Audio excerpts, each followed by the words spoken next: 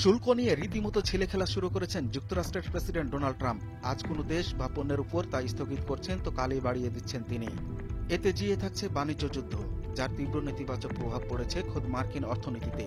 এরই মধ্যে মন্থর হয়ে গেছে ইউএস প্রবৃদ্ধি, ফলে হু হু করে কমছে ডলারের দাম। ফলশ্রুতিতে মার্কিন সাম্রাজ্যবাদের পতনের আশঙ্কা করছেন অনেকে, তবু টনক নড়ছে না ট্রাম্পের। শুধু 2 জুন যুক্তরাষ্ট্রের মুদ্রা দর কমেছে প্রায় 1%। তাতে প্রধান 6 বৈশ্বিক কারেন্সির বিপরীতে দেশটির ডলার সূচক নেমেছে 98.58-এ।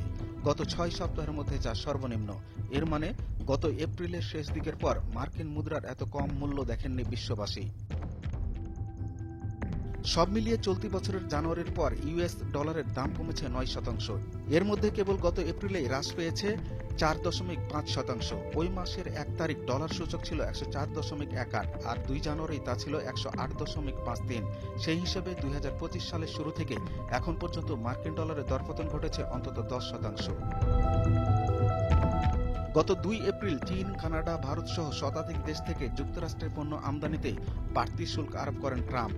পরে মার্কিন মুলুকের সঙ্গে বাণিজ্য কমিয়ে দেয় দেশগুলো। তাতে ধপাস ধপাস করে মার্কিন ডলারের অবনমন ঘটতে থাকে। ওই পরিস্থিতিতে দেশগুলোতে শুল্ক স্থগিত করেন প্রেসিডেন্ট ট্রাম্প। ফলে ঘুরে দাঁড়ায় ডলার, বাড়তে থাকে দর। কিন্তু 23 মে 27 দেশের জোট ইউরোপীয় ইউনিয়ন থেকে যুক্তরাষ্ট্রের পণ্য আমদানিতে বাড়তি শুল্ক আরোপের হুমকি দেন ট্রাম্প। এতে পুনরায় চাপে পড়ে ডলার, কমতে থাকে মূল্য। পাশাপাশি ইউরো, পাউন্ড, ইয়েন, ইউয়ানের দাম বাড়ে। সেই অবস্থায় ইউরোপীয় ইউনিয়নের প্রতি নিজের অবস্থান থেকে সরে আসেন তিনি। পরিপ্রেক্ষিতে ডলারের দাম ঊর্ধ্বমুখী হয়। কিন্তু সবশেষ 31 মে চীন, ভারত সহ বিভিন্ন দেশ থেকে ইস্পাত ও অ্যালুমিনিয়াম আমদানিতে শুল্ক 25% থেকে বাড়িয়ে 50% করার ঘোষণা দেন মার্কিন প্রেসিডেন্ট। ফলে আবারও ডলারের দরপতন ঘটতে শুরু করেছে। আগামীতে তা আরও কমবে বলে সতর্ক করেছেন বিশেষজ্ঞরা। ন্যাশনাল অস্ট্রেলিয়া ব্যাংকের জ্যেষ্ঠ বৈদেশিক মুদ্রা কৌশলবিদ রদ্রিগো কাট্রিল বলেন, বিশ্বজুড়ে বাণিজ্য উত্তেজনা কোনোভাবেই কমছে না। ফলে ডলারের ব্যাপক দরপতন ঘটছে। মার্কিন বহুজাতিক বিনিয়োগ ব্যাংক মর্গান স্ট্যানলি পূর্বাভাস দিয়েছে, কোভিড-19 মহামারীকালে ডলারের দর যা ছিল, আগামী বছরের মাঝামাঝিতে সেই পর্যায়ে নেমে যাবে। করোনাকালে ডলার সূচক ছিল প্রায় 97।